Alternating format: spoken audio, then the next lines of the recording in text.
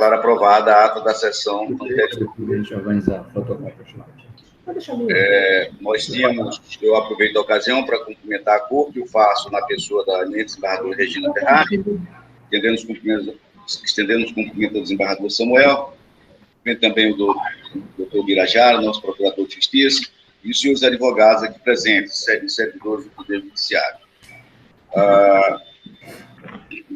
Nós iniciaremos nossos trabalhos com o item 5 da pauta, que é a apelação civil número 070-1876-44-2020, da relatoria de Sua Excelência, a eminente desembargadora Regina Ferrari, e o apelante, no caso, é a Panasonic do Brasil, limitada, e o apelado é o Elton Rodrigues dos Santos. Desembargadora, esse processo não tem sustentação oral? Nem intervenção do MP. Isso. Eu indago de Vossa Excelência. Desembargadora Regina, como vota, Vossa Excelência? Item 5, né, Excelência? Exato. Não tem sustentação oral? Ok, Regina? Só um momento. Ao momento que o SAG travou. Agora, estou conhecendo a apelação, mas desprovendo a apelação. Ok. Desembargador Samuel lançou o voto no mesmo sentido de Vossa Excelência, e eu também. Eu proclamo, portanto, o resultado. Decide a Câmara, por unanimidade, a conhecer do recurso de apelação, negando-lhe provimento.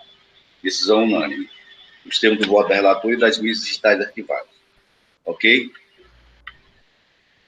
Qual é a próxima agora, na sequência?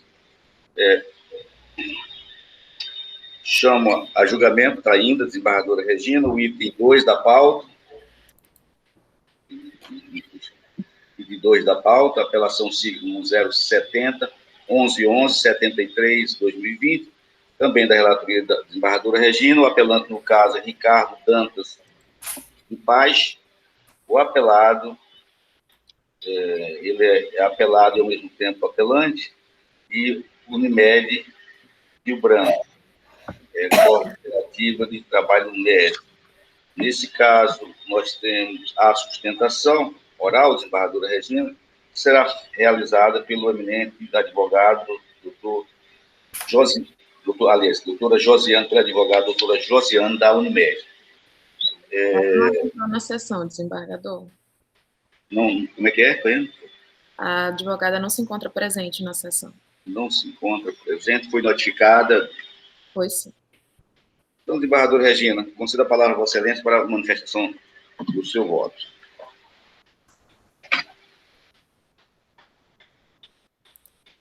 Excelência, nesse caso, são duas apelações, e nós estamos conhecendo de ambas, mas estamos desprovendo também ambas as apelações. O desembargador Samuel votou no mesmo sentido, não é isso, desembargador Samuel? Correto, senador. Eu também votei no mesmo sentido e proclamo, portanto, o resultado. Decide a Câmara, a unanimidade, negar provimento a ambos os recursos, nos termos do voto da relatora e das mídias digitais arquivadas. Ok? Já o item, na sequência, o item terceiro, desembargadora Regina, é a apelação civil número 071-2831-71-2019, também de sua relatoria, desembargadora. O apelante, no caso, é José Almir Oliveira Rocha, e o apelado é Emerson Braz Silva. Neste caso, haverá sustentação, será feito pelo doutor Gelson Gonçalves. Doutor Gelson, que se encontra, Gelson Gonçalves. Com a palavra, a eminente relatora. Excelência, quem está presente é o doutor Gelson Gonçalves Júnior? Exato. E o apelado Emerson Braz Alves. Isso. Exato. Tem alguém, está presente na plataforma o apelante, Excelência? Não, Não. desembargador. E nem a sua advogada e seus advogados? Também Também não. Eu indago, de Sua Excelência, se haveria necessidade de nos estender, porque eu estou conhecendo o apelo, mas desprovendo. Doutor Gelson, Porque ainda fazer sustentação oral, Excelência? ou dispensa a sustentação, doutor Gelson?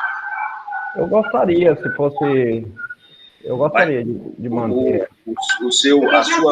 Já está na plataforma que os colegas já me acompanharam, Excelência. Então, eu dispenso, Excelência, eu dispenso. Ok. Embargador Samuel? Desnecessário, sim. Sim, eu confirmo meu voto, Excelência, cumprimentando o desembargador Pedro Ranzi, né? Prazer revê-lo, desembargador. O embargador Pedro já está presente. Eu também lancei voto seguindo a relatora,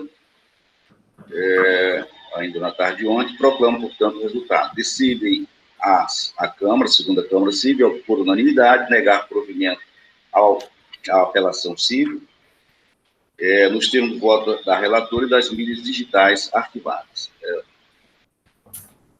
O item seguinte, o embargador Pedro está presente já? Está presente. Eu saúdo Vossa Excelência, peço desculpas por atrás, tinha um compromisso ali que estava agendado. E saúdo o desembargador Francisco de Jalma, colega desembargador Regina, obrigado pelas mensagens, o Samuel, e os demais presentes, os advogados, procurador, que está presente. Ok, Advogados presentes. Obrigado pela Doutor Djalma, desde já agradeço pela atenção, então eu estou me retirando da sala, tá bom? Doutor, tem uma apelação aqui do doutor Gelson, não sei se é o senhor aqui também. Não, é outro, esse deve ser parte da família também, Gelson Neto, não é isso? Eu acho que confirma, isso? Ele está presente, o A advogado? doutora Larissa está presente, que vai fazer a sustentação. Embargador Samuel, nós dada a existência de sustentação oral, eu vou chamar a julgamento, o item primeiro da pauta, da minha relatoria, a desembargadora Regina se encontra suspeita, nesse caso, é um agravo do instrumento. E, na sequência, a gente volta para darmos seguimento aos trabalhos. Tá certo, desembargador Samuel? De acordo. Aliás, o senhor irá votar também, tá? Eu estou compondo o quórum nesse processo. Tá certo. E o desembargador Pedro também. Ok, desembargadora Regina? Vou chamar, portanto, o item primeiro da pauta, que é a sustentação. É o agravo de instrumento número 1568-63-208-1 da minha relatoria. O agravante, no caso, é MSM Indústria Limitada, Pedra Norte, tal. E o agravado, no caso, é Vanis Gomes, Serviços Contábeis, ME. Eu, sendo relator, eu indago da nossa secretaria se os advogados se encontram presentes, Caiana. Está presente a doutora Larissa, pelo agravante. Pelo agravante. Não entrou na sala. Irá fazer a sustentação a doutora Larissa? Isso. É isso, doutora? Tá Sim, bom, então, Excelência. Eu faço, portanto, a leitura do voto. Eu indago de Sua Excelência, dos eminentes advogados, dispensa a leitura do relatório, pretende que eu faça a leitura do relatório. Eu dispenso. Não, Excelência, dispenso. Ok. Doutora, havendo sustentação oral, Vossa Excelência terá o prazo de 15 minutos para sua manifestação em matéria de sustentação oral. A palavra, Vossa Excelência. Primeiramente, bom dia a todos, senhor presidente, relator, eminente desembargador Francisco de Jalma, os eminentes desembargadores Samuel e Pedro Ranzi, ilustre representante do Ministério Público, doutor Ubirajara Albuquerque, caros colegas advogados, servidores da Diretoria Judiciária, bom dia. Os autos, eles versam na origem sobre uma execução de título extrajudicial, um contrato de prestação de serviço profissional, e sobre o excesso dessa execução, esse é o terceiro agravo de instrumento que é manejado pela executada, que ora agrava. No primeiro agravo, de relatoria do eminente desembargador Roberto Barros, restou reconhecido o excesso, em razão da comprovação pela devedora, do pagamento dos meses de janeiro, fevereiro e março de 2014. Esse agravo foi o agravo 1441/15/2019. Após o julgamento desse agravo, a exequente, desrespeitando a decisão dessa Câmara, apresentou cálculos sem a exclusão dessas parcelas quitadas e reconhecidas, né? E o juízo de primeira instância rejeitou a impugnação que fora feita pela devedora, né, a hora agravante, o que motivou o manejo do segundo agravo de instrumento. Também foi relatado pelo desembargador Roberto Barros. E aí, após o julgamento desse segundo agravo por essa Câmara de Justiça, onde se reconheceu o excesso de execução e se determinou que as parcelas fossem extirpadas da execução, o juízo de origem deu à credora um prazo para que ela apresentasse nova planilha, desta feita em observância ao acordo. Todavia, excelências, após a apresentação dos novos cálculos, o juízo não abriu prazo para a agravante se manifestar e de pronto determinou o bloqueio dos valores apresentados pela credora em planilha via Bacen-Jude, o que só não restou, o que somente não se concretizou em razão da concessão, né, em liminar do efeito suspensivo ao presente agravo.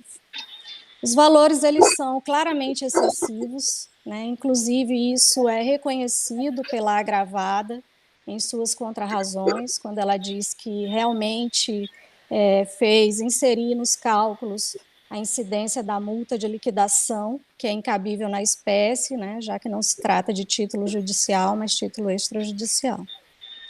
Então, o que se almeja com o presente recurso instrumental é a abertura de prazo para manifestação sobre os cálculos apresentados pela credora, né, visto que se há um excesso de mais de R$44 mil, né.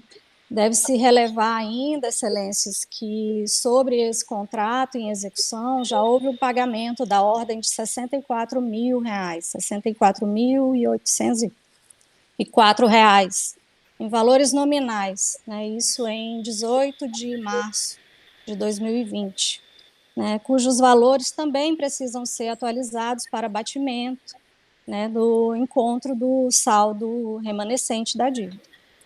Assim, a agravante, então, pugna pelo provimento do agravo de instrumento para que se determine a abertura do prazo para a impugnação dos cálculos apresentados pela credora, ou, alternativamente, que seja reconhecido o excesso de execução, né, da ordem de R$44 mil. Essa é a sustentação, excelência. Eu agradeço. Ok, doutora, muito obrigado. Então, a doutora Oicélia se encontra presente? Caiana, por favor. Não, desembargador, não está presente. Foi notificada. Eu passo, portanto, senhores membros do tribunal, os desembargadores, ao voto. Dizendo o seguinte: protegendo os autos, verifica-se que o recurso é adequado e presente nos seus pressupostos de admissibilidade, exigido dos artigos 1016 e 1017 do CPC, ele se conhece passando-se ao seu exame de mérito.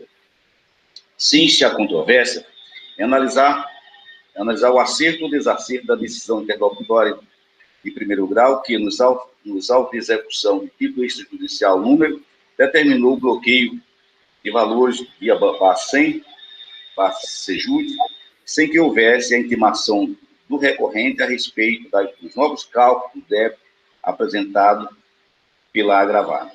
Além disso, sustenta a agravante que há excesso nos novos cálculos apresentados pelo exequente às folhas, pois entende que nas execuções de título extrajudicial não se aplica a multa de 10%, esta prevista no artigo 523 do CPC, além do cômputo de honorários advocatícios e duplicidade. Da análise dos autos, entende esta relatoria que a razão assiste a agravante. Se não vê isso. Em caso, verifica-se que nos autos de execução de título extrajudicial de número, o juízo de segundo grau, o juízo da segunda vara civil da comarca de Rio Branco, mediante despacho, determinou a intimação da parte exequente para apresentar nova planilha de cálculo, excluindo os valores referentes aos meses de janeiro e abril de 2014, por determinação do acordo número 9.264, proferido pela segunda Câmara Civil, no agravo do instrumento número.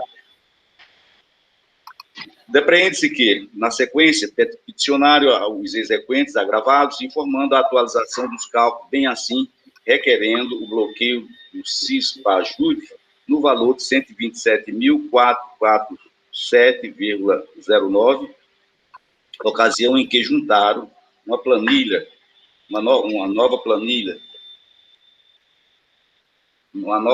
de cálculo. Em vista disso, sobreveio aos autos a decisão combatida, folhas 409/410, a qual determinou o bloqueio do valor em referência, conforme os novos cálculos apresentados pela agravada via Bacejude, sem que houvesse a intimação do recorrente agravante para se manifestar a respeito dos novos cálculos de débito apresentado pela agravada. Nesse cenário, entende esta relatoria que não tendo sido executado, hora agravante, intimado para se manifestar sobre os novos cálculos,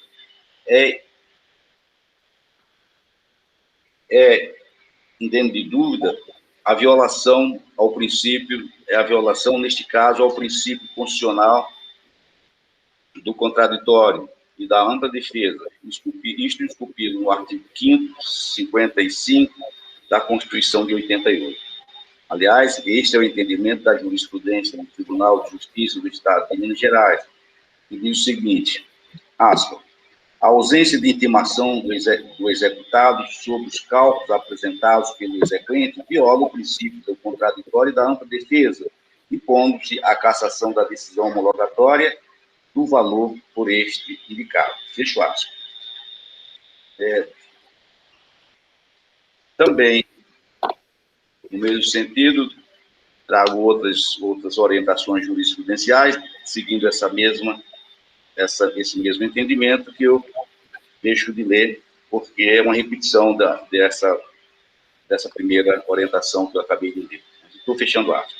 Assim sendo, estou demonstrado de forma consistente a verossimilhança da alegação do agravante, conquanto o perigo de lesão grave e de difícil reparação, razão pela conquanto há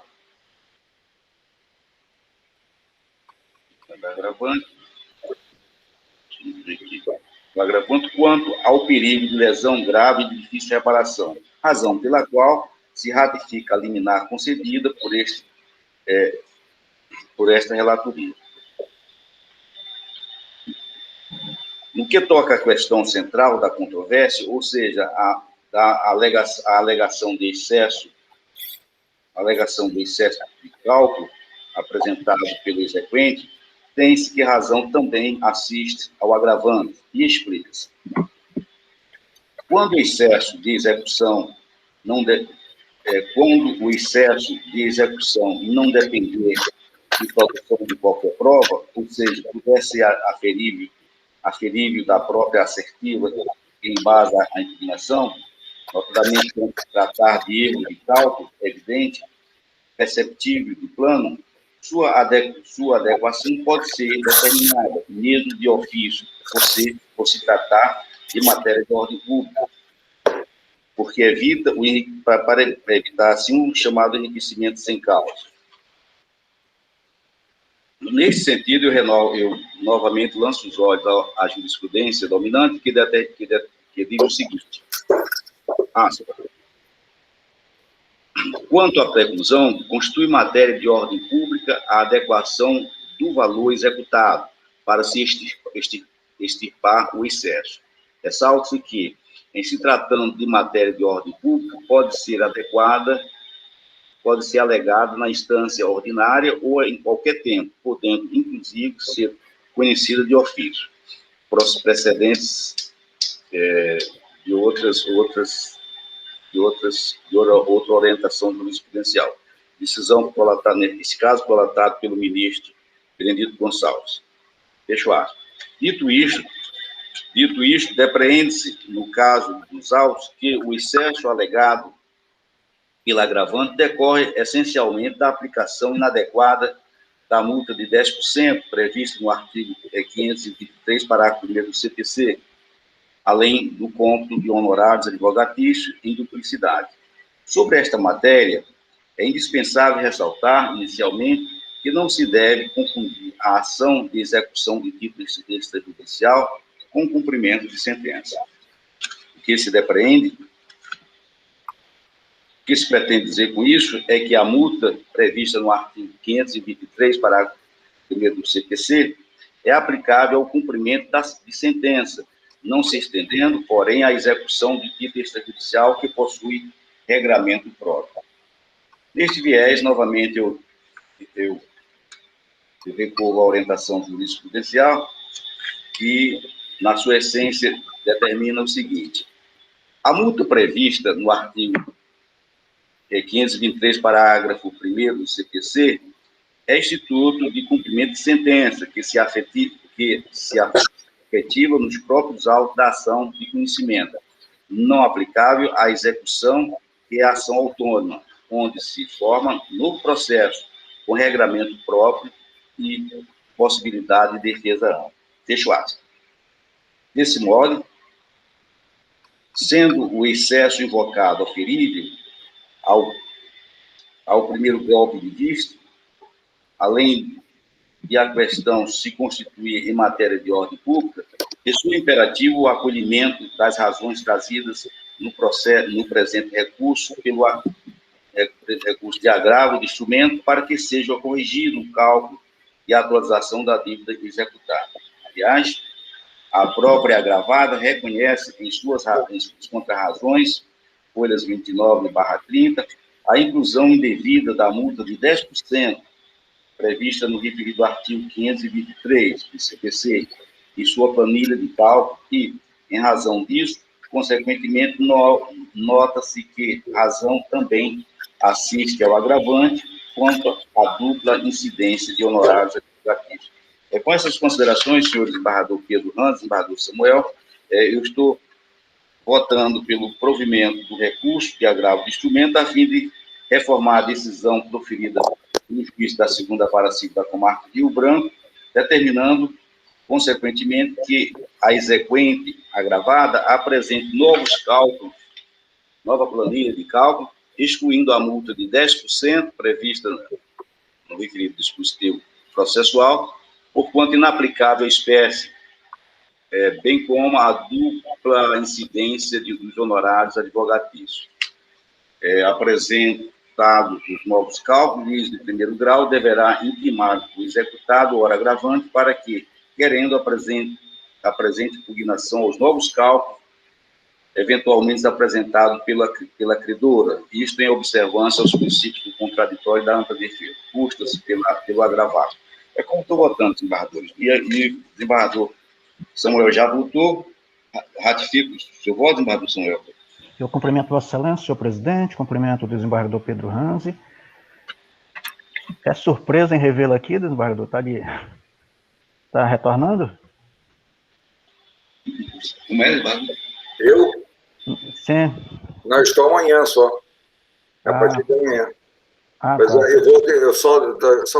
eu vou continuar votando eletronicamente, pelo menos. Entendi. Digitais, tá? É só a partir de amanhã. Ah, tá. O procurador de justiça, Birajara Braga, cumprimento. Também a advogada Larissa, né? Parabenizo pela sustentação feita. Eu já havia lançado o voto de acompanhando, eu vou confirmar, senhor presidente. Ok, desembargador Samuel, desembargador Pedro Ranz, como vota, Vossa Excelência? Saúdo Vossa Excelência novamente, desembargador Djalma, prazer reencontrá-lo. O doutor Birajara, já estamos de Barras Brancas. E o desembargador Samuel, eu comigo novamente. E só para entender o que estou falando, eu estou mas como presidente da Câmara Criminal, para não dar folga aos colegas, muito excesso, vou continuar ativo nos processos eletrônicos, viu, desembargador? Ok. É só para entender por que eu estou falando. Obrigado pela compreensão. Saúde, eminente advogado Larissa, pelo trabalho. Realmente, questão técnica, o desembargador relator, o desembargador Regina cumprimento novamente. Eu também vejo o excesso, né, do excesso da execução. Eu acompanho a excelência pelo provimento do recurso em que vote e honrado colaborar com a minha possível e me coloco sempre à disposição dos pares para colaborar. Bom dia e obrigado pela atenção. Ok, desembargador. Então, Vossa Excelência está acompanhando a relatoria e eu já proclamo o resultado. Decide a Câmara, a unanimidade, dar provimento ao apelo, ao agravo de instrumento, da agravante, nos termos do voto do relator e das mídias digitais arquivadas. Ok? Então, eu peço licença para me retirar da sala. Muito obrigado pela sua presença e colaboração, desembargador Bia. Fique à vontade. Obrigado. Bom, voltando à pauta, pauta. Excelência, eu vou me retirar, só agradecer a todos, né, renovar os votos, né, desejar um bom dia e um bom trabalho a todos. Obrigada. Obrigado, Pilar. Fique à vontade. Obrigado. Bom, com isso, vamos para a pauta, item 6 da pauta, é a apelação. Esse desembargador, item 4. Agora.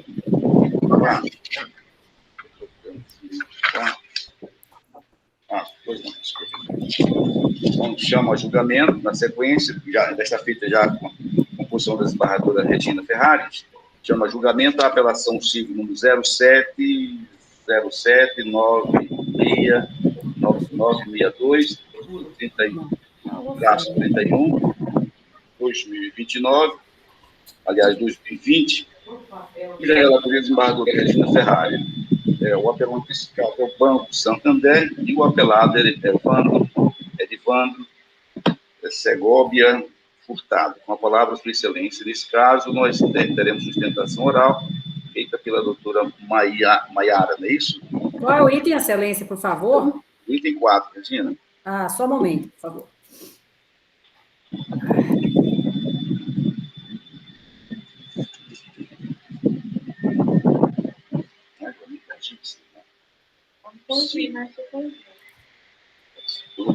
Essa não pode falar publicado aí.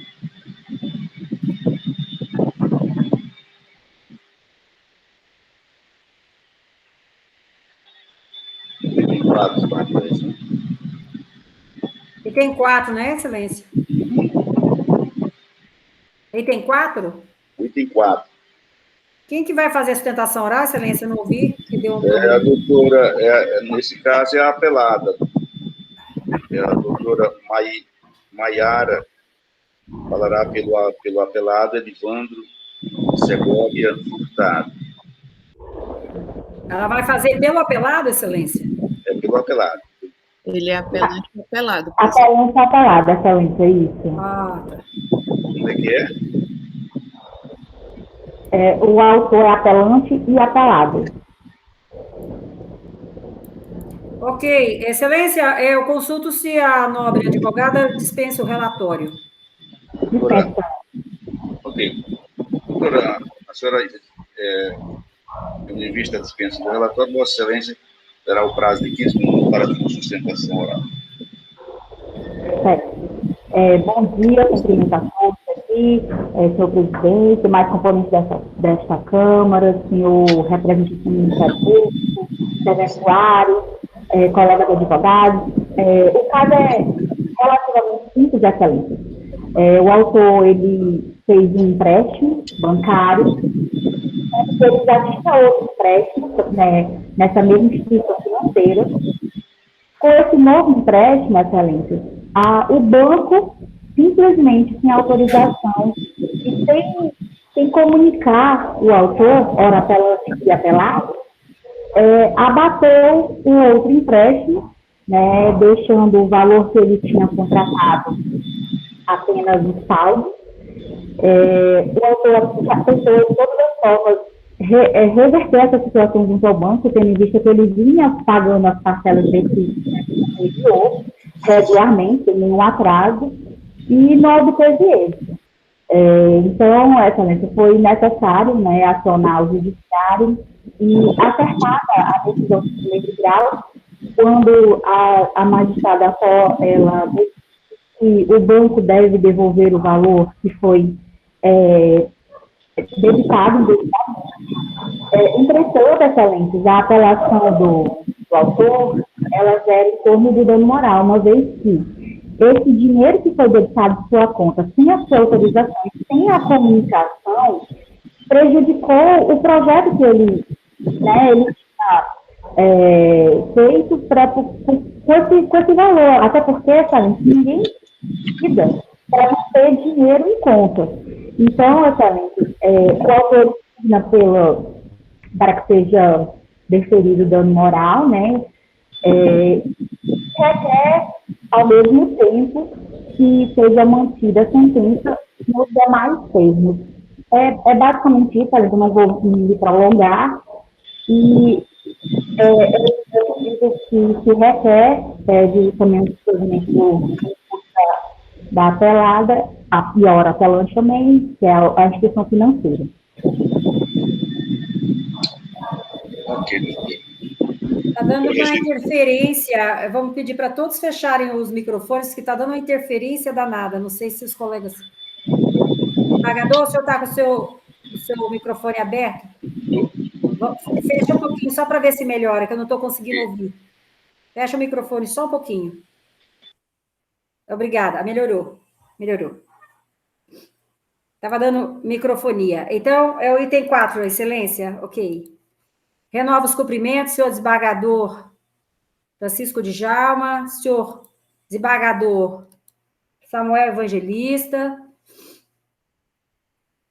senhor procurador de Justiça Francisco Birajara, senhores advogados, senhora doutora Mayra, senhores advogados que estão presentes na plataforma, senhores servidores.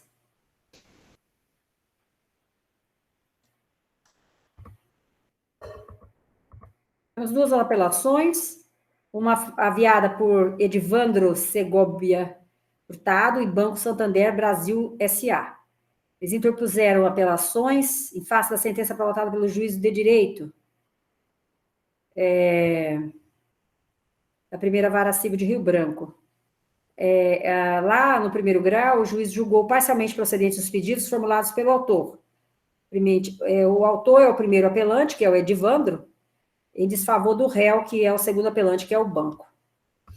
No dispositivo, foi dito o seguinte, o juiz determinou a restituição da quantia de R$10 mil, R$ 987,35,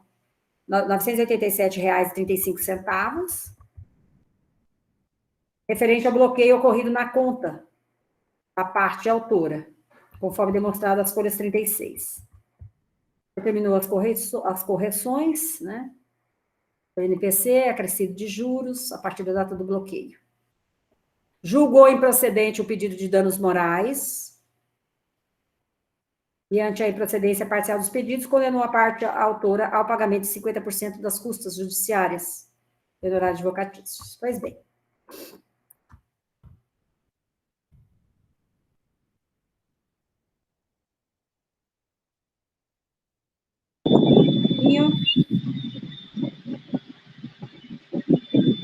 Bem, os recursos atendem aos requisitos legais, então eu recebo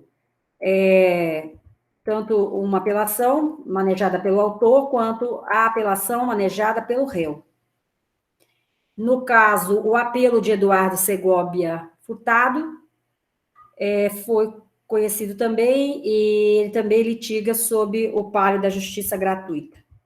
A respeito da impugnação a esse benefício apresentada pelo banco, cabe destacar que o assunto fora já decidido na sentença recorrida, restando aquela rejeitada. Logo, o tema deveria ser agitado no bojo da apelação, questão que não ocorreu, então não autorizo, situação que não autoriza o seu conhecimento dessa matéria na instância recursal. Também deve ser rejeitada a preliminar referente ao não conhecimento do recurso autoral por violação ao princípio da dialeticidade, na medida em que supostamente não atacou os termos da sentença recorrida.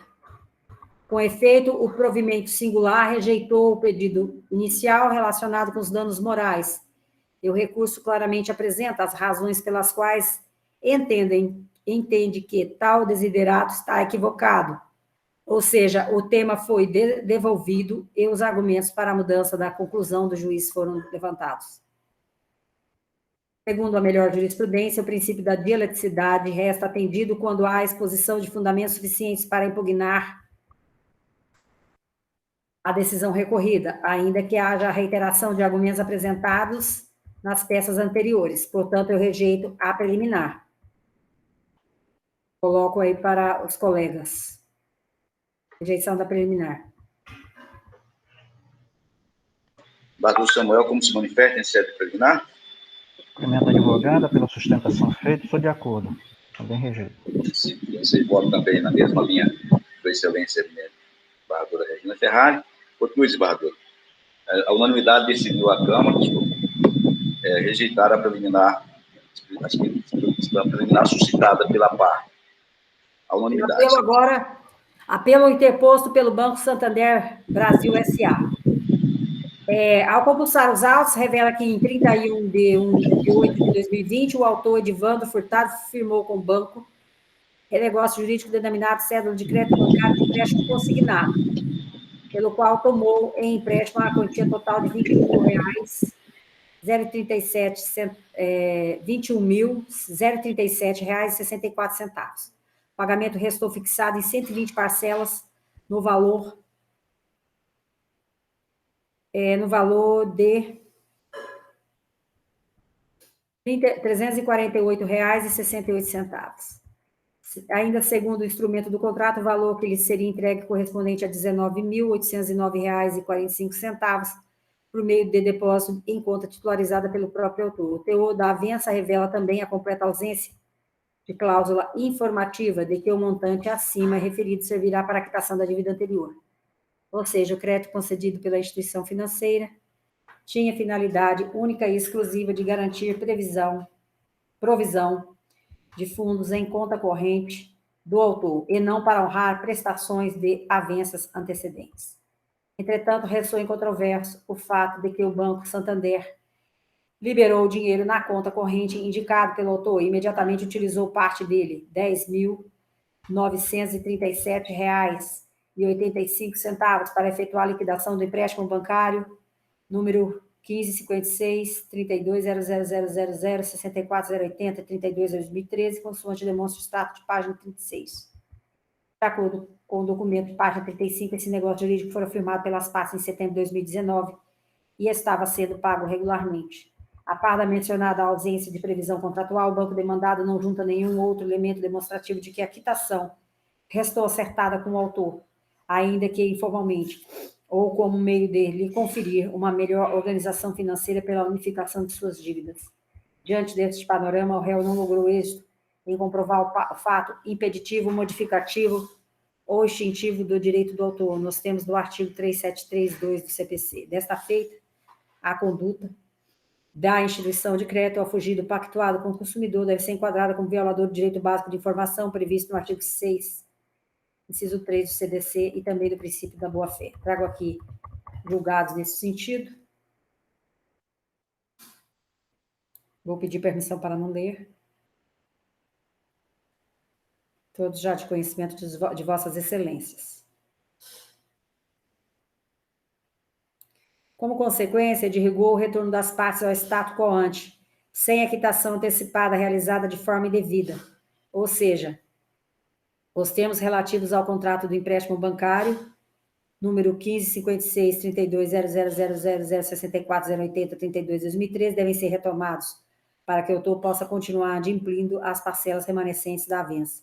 Com a regularização da situação, a quantia R$ 10.937,85, utilizada na inquinada quitação, deve retornar imediatamente à conta corrente do autor, ao qual caberá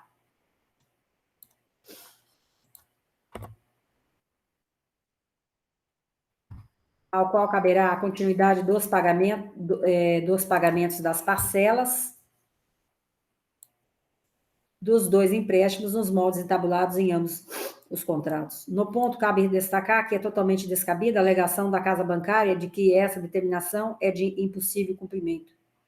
Ora, eventuais limitações em sistemas eletrônicos jamais devem prevalecer frente a determinações judiciais, cabendo aos seus administradores a realização das mudanças necessárias para o cumprimento destas. A propósito, o sistema do banco não impediu a quitação antecipada e abusiva do empréstimo anterior do autor, não se admitindo que ele apresente dificuldades para desfazimento deste ato. Igualmente, se registra que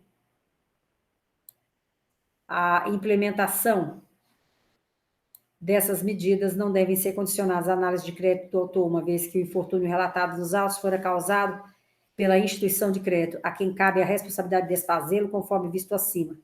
A necessidade de comparecimento do demandante em alguma agência do banco demandado, visando a efetivação das determinações fixadas acima, deve ser analisada em fase de cumprimento de sentença. À vista dessas considerações, nego provimento ao recurso interposto pelo Banco Santander Brasil S.A. Quanto ao apelo interposto pelo autor Edivandro Segovia Furtado, é inegável que a conduta perpetrada pelo demandado, causou dissabores e aborrecimento ao autor.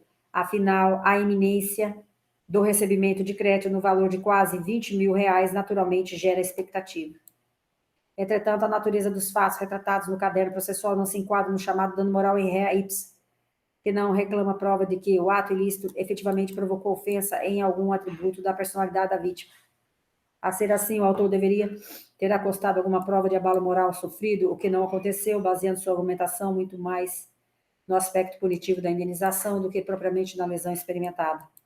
Veja-se que sequer a narrativa de eventual planejamento feito com base na totalidade do valor do empréstimo que restou frustrado pela conduta do banco. O negócio jurídico entabulado no contrato de páginas 24 e 26, apesar de não mencionar a data, não aparenta qualquer problema em sua efetivação. Na verdade, não parece ter relação com o fato retratado nos autos.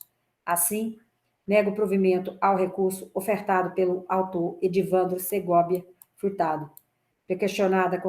Considera-se prequestionada toda a matéria constitucional e infraconstitucional, com a finalidade de viabilizar o eventual acesso à superior instância, mediante as vias ordinária e especial, observado o pacífico entendimento do STJ no sentido de que, tratando-se de pré-questionamento, torna-se desnecessária a citação numérica dos dispositivos legais, bastando que a questão posta tenha sido decidida. Então, por todo exposto, a sentença recorrida deve ser mantida, motivo pelo qual estabeleço o parcial conhecimento, a rejeição da preliminar da ofensa do princípio da dialeticidade e do desprovimento da...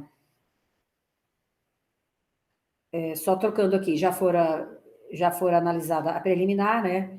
Então, eu estou dando parcial já, uma vez rejeitada a preliminar de ofensa ao princípio da dialeticidade, estou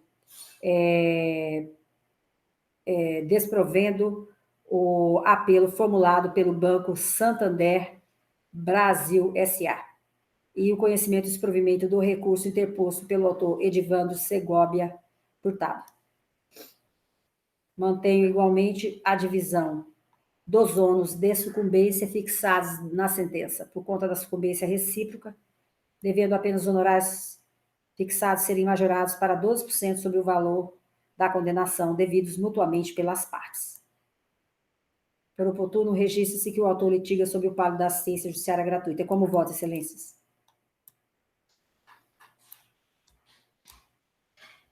Presidente, o seu áudio está desligado. Ok, desembargador Regina. Excelência, desembargador Samuel, com voto? Eu ratifico meu voto, acompanhando a relatora. Eu também votei na mesma linha de sua excelência, linha de relatora, e declaro, portanto, proclamo, portanto, o resultado. Decide a Câmara, a unanimidade, rejeitar, conhecer e rejeitar a preliminar sobre violação do princípio da dialeticidade e, no mérito, negar provimento ao apelo do Banco Santander, isso em razão ao Banco Santander. Em relação ao apelante, também apelado, ao mesmo tempo apelante e apelado, Edivandro, decidiu a Câmara, a unanimidade, negar provimento ao apelo. Não é isso, desembargador Regina? Sim, senhor. Doutora? Desprovendo os dois apelos. Estou desprovendo os dois apelos. Excelência, com a devida veia, eu agradeço a atenção de todos, desejo uma boa semana e peço licença para me retirar. Bom dia. Ok, doutor. Muito obrigado, então. Senhores, dando sequência, já finalizando a sessão, eu chamo a julgamento o item 6 da pauta, ou seja, a apelação civil número 0003443-35-2012, também da relatoria de Sua Excelência, a desembargadora Regina. O apelante no caso, neste caso, é Luiz Augusto Batista, e apelado Mozart Martins Filho. Desembargador, não há sustentação oral? Haverá sustentação? Haverá sustentação. Ok. Havendo sustentação, eu indago, Sua Excelência, se dispensa a leitura do relatório. Por mim, tudo bem. Desembargadora Regina. Desembargadora Regina, já posso conceder o prazo? Pode sim, senhor. Sustentação oral? Pode sim, senhor. Ok.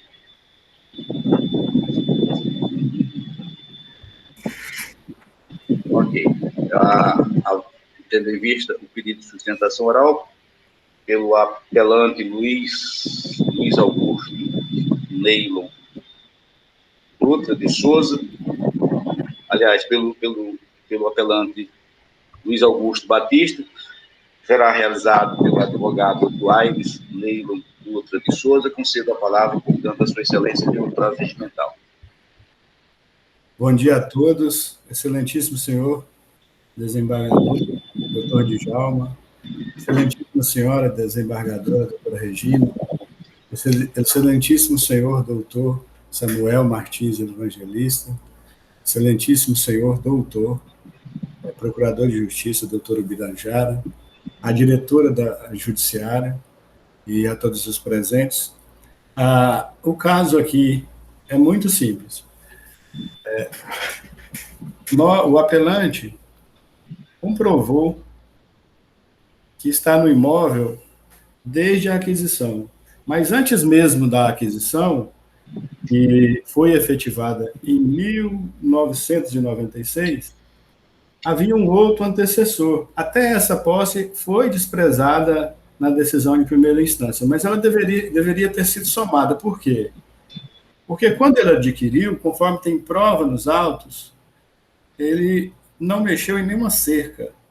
Tem testemunhas que falam, as duas testemunhas ouvidas falam que as cercas eram muito antigas. E tem uma testemunha que fala, que depõe aí, que diz que as cercas, do jeito que ele adquiriu, o imóvel se encontra, ou seja, não mexeu em cercas de divisa.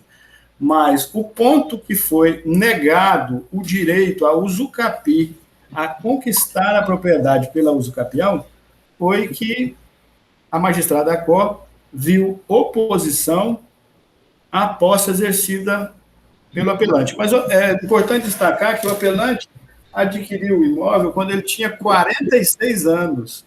lá se encontra até os dias atuais, e hoje ele tem 71 anos. Então, é algum desvio de conceito jurídico, viu oposição aonde não existe oposição, não tem. Pode ter tido aí um inconformismo, mas o próprio apelado Mozart, ele relata que jamais ele notificou, ajuizou qualquer ação de reintegração de posse, jamais ele se opôs à posse de forma que turbasse o exercício da posse pelo apelante Luiz Augusto Batista.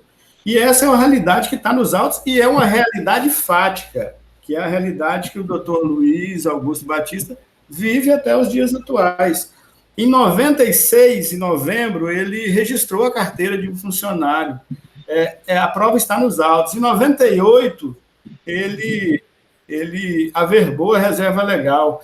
O que a juíza viu como prova cabal, depois que ela falou que já tinha tido tempo, que é um ofício junto ao INCRA, uma notificação junto ao INCRA, ali se falava de propriedade, não era de posse. Então, alguns desvios de conceitos jurídicos que feriram de morte um direito líquido e certo, que é o direito do apelante uso capi. Essa é a realidade fática e é o que está nos autos. Bastando para comprovar e ratificar tudo isso, a gente destaca que as testemunhas que foram ouvidas não deixam dúvidas. O próprio depoimento do apelado, senhor Mozart, não deixa dúvidas. Ele jamais se opôs. Ele, em verdade, havia um litígio com quem ele comprou, ou seja, ele pagou a menor, porque ele mesmo testemunhou depois que foi vencedor da demanda com o senhor Domício, e se a gente observar a notificação que ele envia para o senhor Domício, a gente nota todo o imbróglio. Está lá nas páginas 136. Ele fala, o que ele fala? Somente será paga, está falando para o senhor Domício e a esposa, a complementação da área ou abatimento do preço após acordo entre as partes, tendo em vista que a área vendida não possui a dimensão assegurada no preço, ou seja, ele foi vencedor dessa demanda, não pagou, porque nunca teve a posse, ou seja, ele, como proprietário, jamais teve a posse dessa parte do imóvel, que está muito bem destacada nos autos. Então, a mira dele, a lança e a seta era para resolver o litígio com o senhor Domício. Jamais houve qualquer oposição à posse à área pertencente ao senhor Luiz Augusto Batista. A área essa que ele adquiriu quando tinha 46 anos, hoje ele conta com 71 anos e que nunca mexeu nas cercas de divisa. Essa é a realidade, por isso que requeremos o provimento do recurso ajuizado. Ok, doutor. Com a palavra a eminente desembargadora Regina, para o seu voto.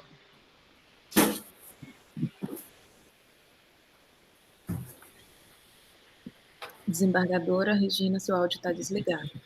Renovo os cumprimentos ao nobre presidente, desembargador Francisco Djalma, ao nosso desembargador, membro desta Câmara, atuante, desembargador Francisco Samuel Evangelista, e senhor procurador de Justiça, doutor Birajara Albuquerque, e doutor Aires Neilon, advogado que fez a sustentação oral, e renovo também os cumprimentos aos senhores servidores. Passo ao voto.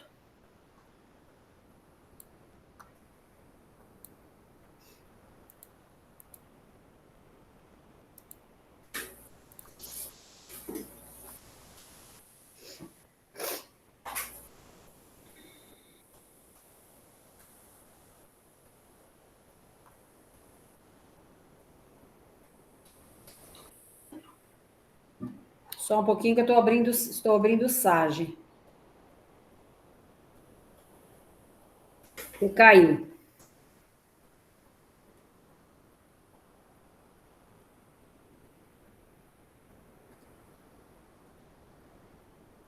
Bem, senhores, passo ao voto. Os pressupostos de admissibilidade estão satisfeitos. Logo conheço do recurso de apelação. Vamos agora ao mérito recursal. Faço, então, uma pequena introdução. A parte usucapiente, ora apelante, é proprietária, que é o seu Luiz, né? É proprietária formal de um imóvel rural, cuja área descrita no registro geral do registro de imóveis competente é de 1.258 hectares e 40 centiares. O referido bem está matriculado sob o número 13.294, fica situado nos municípios de Rio Branco e de Capixaba. A maior parte dele fica na capital. Por outro lado, os recorridos são proprietários formais de 3 imóveis lindeiros. O primeiro tem a matrícula número 6472 e tem uma área de 1.849 hectares, de acordo com o registro imobiliário competente. A área do segundo é de 590 hectares e 60 centiares, matriculado sob o número 24833. O terceiro mede 1.268 hectares e está matriculado sob o número 1036. De acordo com a parte do capiente, ora apelante, o imóvel sob litígio é uma faixa de terra situada numa zona limítrofe com o primeiro e o terceiro dos bens referidos, de propriedade dos apelados. Numa planta constante dos autos, página 125, o recorrente refere que a área usucapienda corresponde a 214 hectares e 28 centiares. No ponto, ele apresenta como causas de pedir próximas 2 fatos interligados, quais sejam: o imóvel de que é proprietário tem, na realidade, uma área de 1.393 hectares e 23 centiares, ou seja, maior que aquela indicada na certidão imobiliária correspondente, o que foi constatado a partir de um relatório técnico de demarcação e georreferenciamento, elaborado no ano de 2011.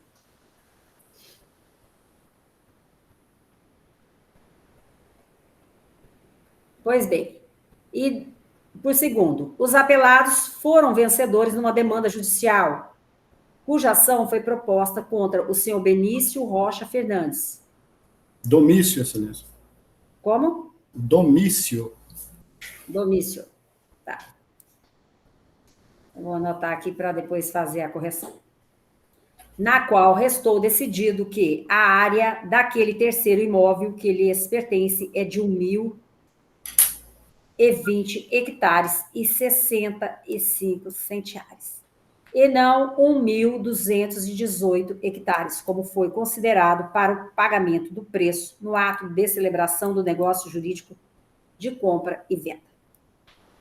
Os fatos descritos são importantes para uma melhor compreensão da contenda, porque, como se sabe, as demandas nas quais se discute posse, propriedade e aquisição de domínio por meio da usucapião são, via de regra, muito confusas. Doravante, os fundamentos decisórios passarão a ser expostos, com base nos quais se apresentará a resolução do mérito recursal. Se não, vejamos.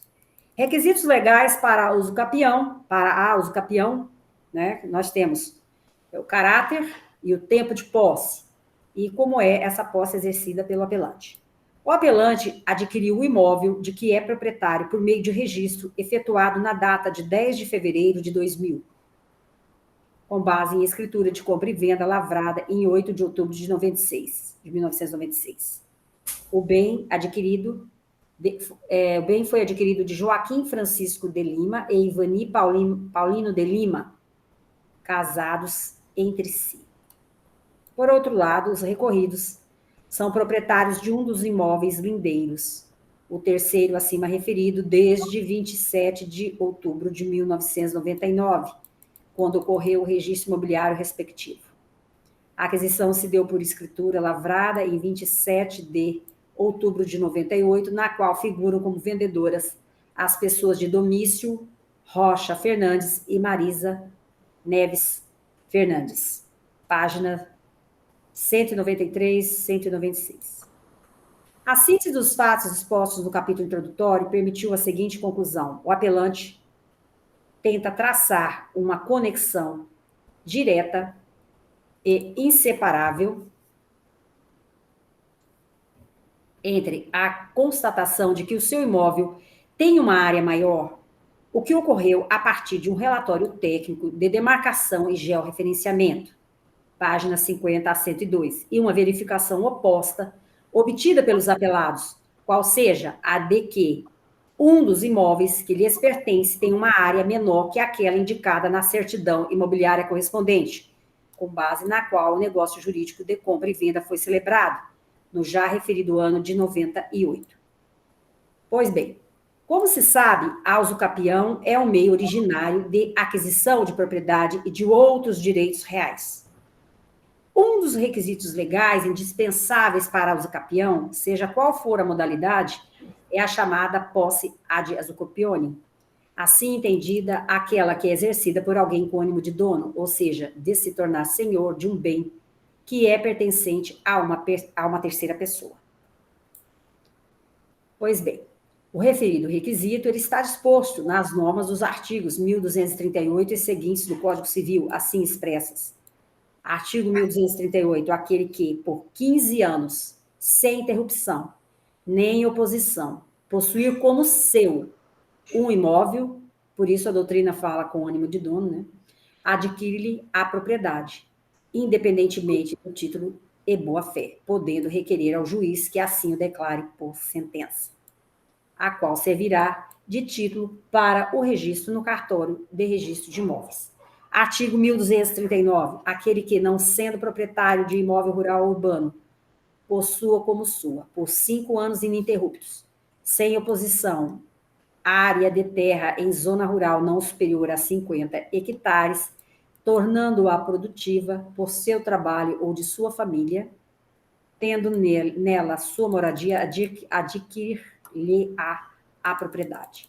Artigo 1240, aquele que possui como sua a área urbana de até 250 metros quadrados por 5 anos interrupto e sem oposição, utilizando-a para sua moradia ou de sua família, adquirir-lhe-á o domínio, desde que não seja proprietário de outro imóvel urbano rural.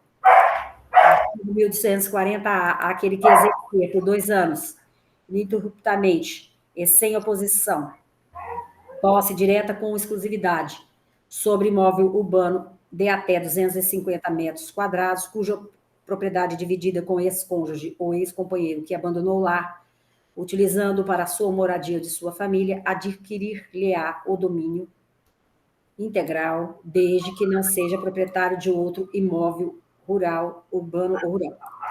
E artigo 1242, adquire também a propriedade do imóvel aquele que continua incontestadamente, com justo título e boa-fé, o possuir por 10 anos. Na demanda em foco, o recorrente detém a posse do bem, de que é proprietário desde o momento em que o adquiriu, ou seja, no ano de 1996, conforme a escritura. Mas os atos possessórios levados a efeito, a partir de então, o foram como atributos do próprio direito de propriedade, de modo que eles não expressam ânimo de dono sobre coisa de terceiro. Além do mais, a posse com tal caráter era exercida sobre a área indicada na certidão imobiliária, e não sobre a fração maior de terra. Como já acentuado, o apelante constatou que a área por ele adquirida tem uma dimensão maior que a indicada no registro imobiliário. Apenas essa constatação ocorreu em 2011. A partir de então é que verdadeiramente tornou-se possível cogitar sobre a expectativa de direito de usucapião do apelante sobre a área excedente, ou seja, aquela que constitui acréscimo às dimensões expressas no registro imobiliário. Então, nesse cenário, a usucapião, por óbvio, não está caracterizada. A presente ação foi ajuizada em 15 de fevereiro de 2012. Vejam que esta ação tramita há 9 anos, ou seja, no ano seguinte àquele em que o recorrente tomou conhecimento sobre a divergência da área do imóvel de que é proprietário. Se é certo que o tempo de posse ad usucapionem é insuficiente, torna-se desnecessário examinar os demais requisitos legais elegíveis para a usucapião, como, por exemplo, se ela é mansa, pacífica ou contínua. Do mesmo modo, o fato relativo ao requerimento para a certificação de imóvel rural protocolizada perante o INCRA também é relevante, exatamente porque este foi apresentado no ano de 2011, ou seja, depois que o acréscimo da área foi verificado como resultado do relatório técnico de demarcação e georreferenciamento. Está acostado às páginas 50 a 102. Bem, a divergência agora da área de um dos imóveis dos apelados, sobreposição entre os imóveis dos litigantes, ação própria, que é o que vai definir a situação. Há notícia nos autos de que os recorridos demandaram contra terceiro e foram vencedores numa demanda em que se discutiu a divergência para a área de um dos imóveis que eles detêm a propriedade e que confinam com o bem do apelante. A área subtraída de um dos imóveis pertencentes aos recorridos pode ser exatamente aquela que se constatou como excedente no imóvel do recorrente. Ainda assim, a circunstância não tem relevância alguma para a resolução do mérito desta demanda. Já antedito, o certo... Tem alguém com o microfone aberto? Tá dando ruído aqui. Como já antedito, o certo é que o recorrente não satisfaz os requisitos legais para a obtenção de um provimento declaratório de usucapião.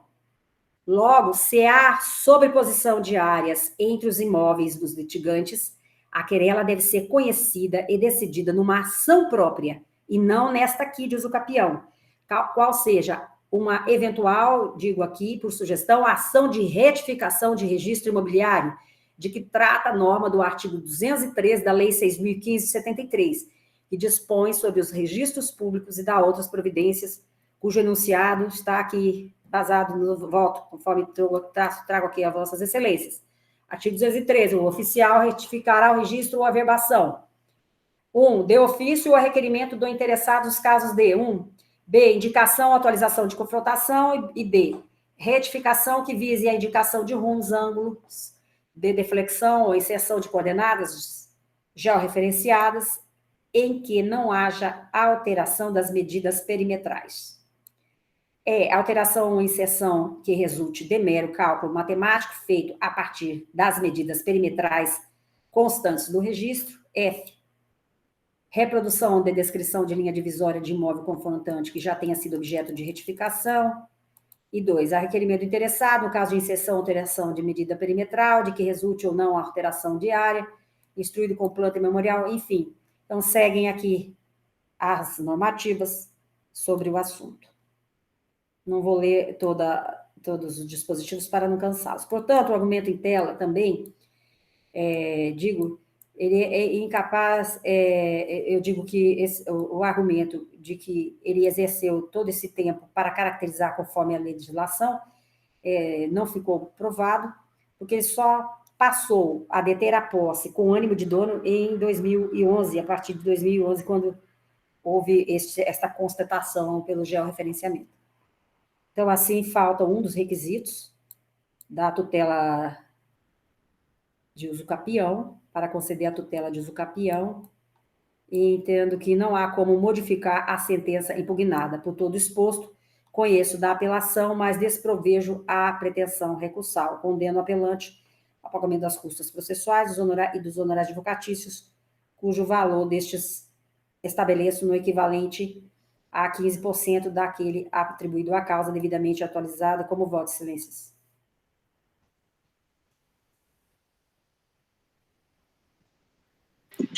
Aqui, desembargadora Regina.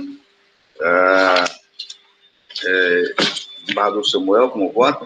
Senhor presidente, eu cumprimento o advogado Aires pela sustentação feita e parabenizo a desembargadora Regina pelo voto, viu? Pela intensidade do voto. Eu acompanho Sua Excelência. Desembargadora Regina, eu vou pedir vista desse processo comprometendo a trazer na próxima sessão, porque alguns fatos, alguma situação me deixou um pouco, me trouxe dúvida. Tá? Eu vou pedir vista e me comprometendo a trazer na próxima sessão. Ok? Então, decide a Câmara. Após votar o desembargadora relatora negando provimento ao apelo, do que for acompanhado pelo desembargador Samuel Evangelista, pediu visto o desembargador Francisco de Jalma, prometendo a trazer na próxima sessão. Bom, senhores, com isso nós esgotamos a pauta de hoje, e eu, em função disso, concedo a palavra a quem dela queira fazer uso. Mesmo. Só para cumprimentar novamente Vossa Excelência, a desembargadora Regina, o procurador Birajara, o advogado Aires, a servidora Caiana. Desejar um bom dia a todos e me colocar à disposição quando necessário, senhor presidente. Muito obrigado. Bom dia a todos. Muito obrigado. Muito obrigado, desembargador Samuel. Obrigado, desembargador Regina. Doutor Birajara, obrigado pela presença. Aires. Obrigado. Não havendo depois manifestação, declaro encerrada a presente sessão, cumprimentando a todos, desejando um bom dia. Bom dia a todos. Obrigada. Obrigada, desembargador Samuel, doutor Aires Neilo. Saúde, mais, doutor Birajara, Caiana, doutor desembargador Francisco de Jalma. Muito obrigada. Desembargador Samuel também, muito obrigada. Feliz semana. Obrigada.